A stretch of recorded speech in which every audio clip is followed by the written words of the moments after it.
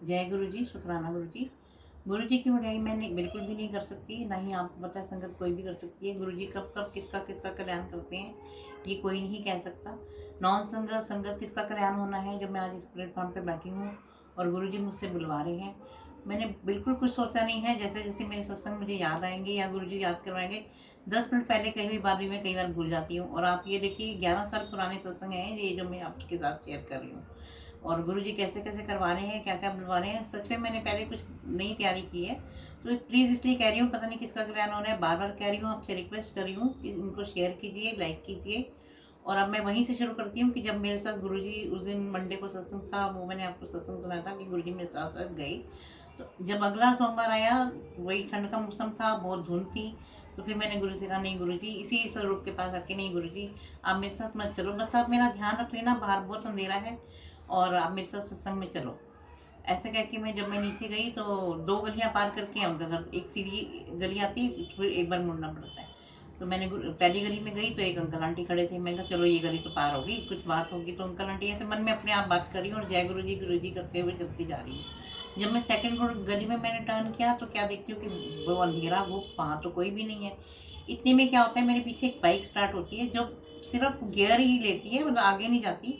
और वो मेरे पीछे पीछे आ रही है, मुझे बाइक की घूम घूम घूम आवाज़ आ रही है। अरे मैंने कहा ये मेरे पीछे कौन। अब इतनी पीछे मुड़ के देखूंगी, बार बार देखूंगी तो कोई कहेगा पता नहीं कौन, कैसी औरत है, कहाँ जा रही है, क्या नेचर है ना, अच्छा नहीं लगता। तो मैं गुरु जी गुरु जी गुरु जी करते करते आगे आगे जा रही हूँ और बाइक मेरे पीछे पीछे आ रही है। जैसे ही उनका घर का टर्न लेने के लिए मैं मुड़ी हूँ तो बाइक 80 की स्पीड पे जाती है और वो अंकल क्या कहते हैं, जय गुरु जी आंटी जी। उनका जय गुरु जी, इनको कैसे पता कि मैं गुरु जी के दरबार में जा रही हूँ या किसी सत्संग में जा रही हूँ। तो देखो गुरु जी ने उस दिन भी मेरे इस तरह से मतलब मेरी रक्षा करी और मेरा डर को दूर भगाया और मैं वहाँ सत्संग में पहुँची।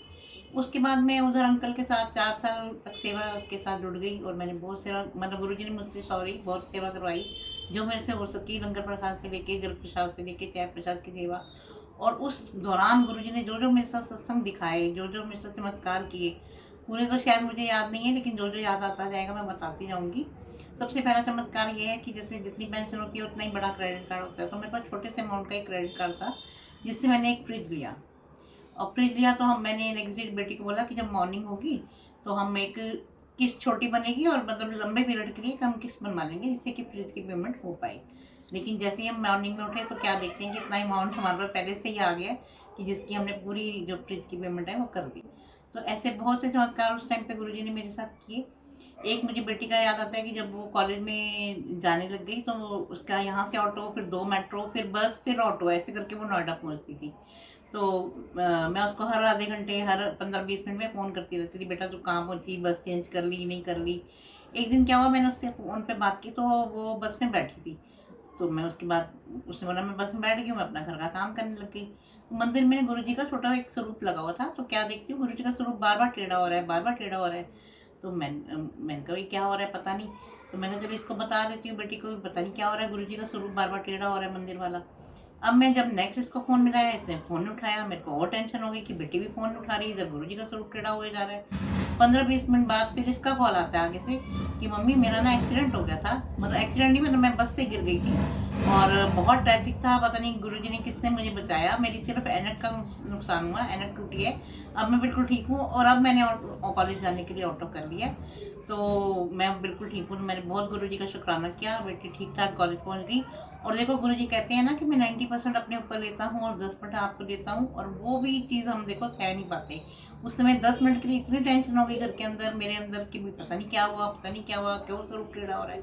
लेकिन ये नहीं पता था कि गुरुजी का जो है वो अपने ऊपर ले रहे हैं। तो इस तरह गुरुजी का बहुत बहुत शुक्राना है। और एक छोटा सा सत्संग और सुनाती हूँ कि बेटी ने चाय का पानी रखा अपने लिए और वो 2 मिनट के लिए और अपने रूम में आ गई। जब मैं उस समय मैं बड़े मंदिर ही गई हुई थी तो मुझे उसने आके सुनाया कि मम्मी मैंने पानी रखा और पतीला जब भूल गई होगी तो पतीले में जब बबल्स बन गए, बिल्कुल सूख गया वो पानी, जला नहीं पतीला, सिर्फ बबल्स सूख गए। और गैस कभी जब मैं दोबारा आई देखा तो गैस बंद थी। तो ये छोटी छोटी खुशियाँ जो हैं वो गुरुजी इस तरह से देते हैं, इस तरह से चमत्कार करते हैं। और गुरुजी का बहुत बहुत शुक्राना है, बहुत बहुत बड़ियाई है। और जय गुरु जी, शुक्राना गुरु जी, बहुत बहुत शुक्राना गुरु जी का, महाराज का जय गुरु।